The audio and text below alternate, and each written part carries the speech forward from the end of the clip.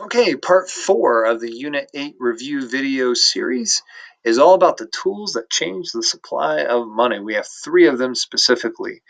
Tool number 1 is the one that is used the most by the Federal Reserve. It's the buying and selling of bonds. And you need to know this really, really well. Remember, when the Fed buys bonds from the banks, they are taking bonds from the banks and they're giving them money, which goes into excess reserves, which increases their loanable funds, which gives them the ability to create more money through loans.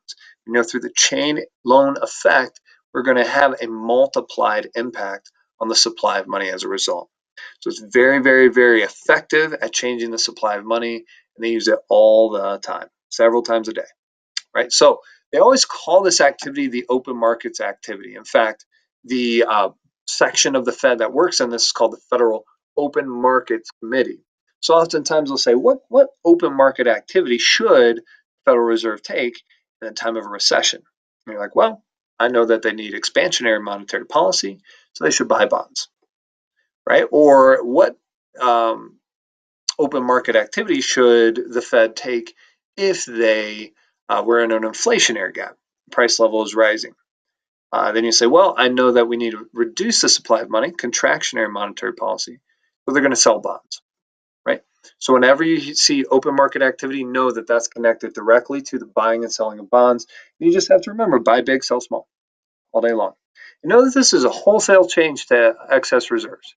If the Fed buys $100,000 of bonds, it's going to change excess reserves by $100,000.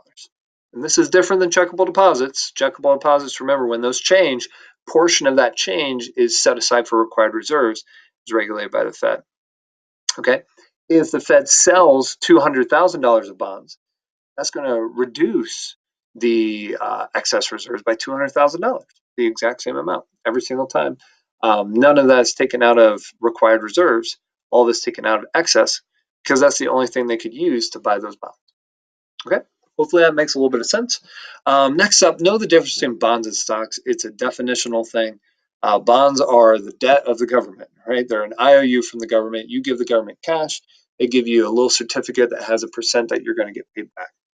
Stocks, however, have ownership involved, right? You own a portion of that company. Stocks are considered a lot more volatile, a lot less reliable, right? They have huge gains, but they also have huge losses. Bonds are steady as they go, right? The government is definitely going to pay you back. It's not going to be a high interest rate, but it's not going to be a super low one either. It's going to be a nice, stable investment.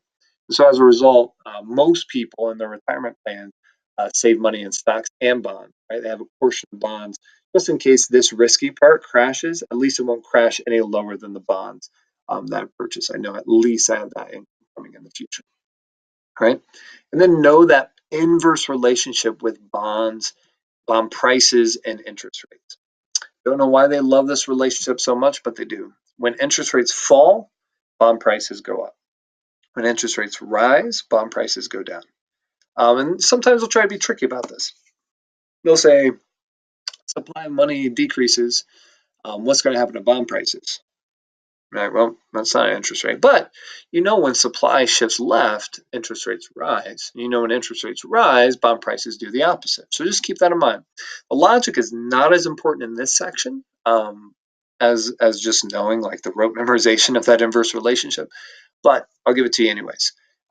When an issued bond goes up in price, previously issued bond will go up in price when interest rates fall because uh, the new bonds being issued by the government are issued at a very low interest rate. And so people are buying these bonds not because they want to help the government out, but they want to make money in the future. The new bonds being issued are only paying me 2% interest. It means if I buy a $100 bond, you get $102 at the end of the year. And the old bonds from last year and the year before are paying 10% interest. And I'm in the market to buy bonds. I'm not going to buy the new ones at 2%. I'd rather buy the old ones at 10, 12%, right? And so the demand for all of the other bonds in the market is going to go up, which means that the bond price is going to go up as well. Interest rates fell, making my newly issued bonds a lot less attractive, making all the other ones a lot more attractive, and the bond prices rise as a result. So that's the logic, and vice versa for the other side. Okay, that's tool number 1. keep that in mind. That's going to happen a lot over the course of the next couple of units. Tool number 2 is increasing and decreasing the reserve ratio. If they want to expand the economy, expansionary monetary policy, they can decrease the reserve ratio, which means decreasing the amount of checkable deposits that have to be set aside and cannot be touched. When you decrease that, you naturally increase excess reserves. As a result of increasing excess reserves, banks are going to have more loanable funds. They give out those loans. Poof, money is created, right? Vice versa, if you increase the reserve ratio, they have to set a larger portion of checkable deposits aside. It means their excess reserves are diminished. They have less of them. So they have fewer loans that they can give out. There's going to be less poof money. And so the potential impact on the supply of money falls as a result. Remember, whenever the reserve ratio falls, you just have to recalculate your excess and required reserves. And then whatever your excess reserves are, multiply that by the money multiplier, and that'll give you the total change on supply of money. There's that equation again. Know that equation well. It'll rise up time and time and time again. Okay, your final tool is the most rare one, right? Hardly ever use it. It's tool number 3. It's increase or decrease the discount rate. Discount rate is the rate that banks pay to the Federal Reserve. And so banks borrow from the Fed all the time. Sometimes, most of the time, it's just to cover themselves if they overdrew their accounts. They don't have enough required reserves. We talked about at the end of the end of this unit. But sometimes they just borrow from the Fed to have a few more excess reserves so that they can make more money. They can lend it out, right? So if the discount rate is increased, it's going to have a contractionary impact, right?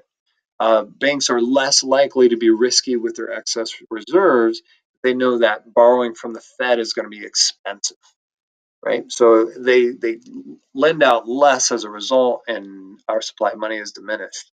Vice versa, you can decrease it, which has an expansionary effect.